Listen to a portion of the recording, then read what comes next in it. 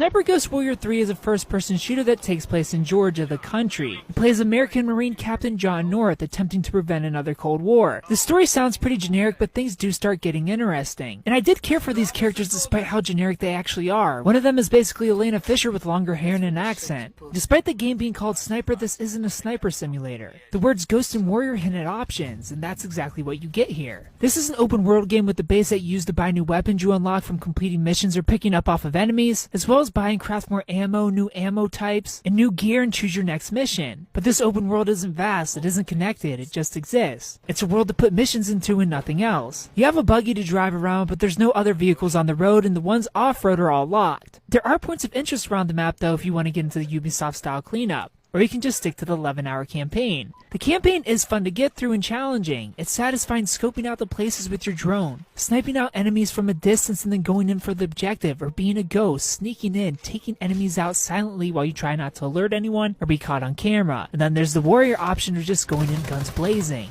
There are mandatory do not get detected sections of the game. For the most part, you're free to tackle a mission in any way you'd like. You can even mix your playstyle up like I did. This means you're going to be unlocking perks in all 3 skill trees for Sniper, Ghost, and Warrior. But if you prefer one playstyle, that means of course you'll be more decked out for this style with the skill tree. Missions are what you'd expect. Get to a point on the map and go to and complete the objective, nothing more. And despite the mission structure being the same throughout, the missions all felt unique thanks to the game's great level design. The game felt fresh throughout. However, the performance of this game brings all the great parts down.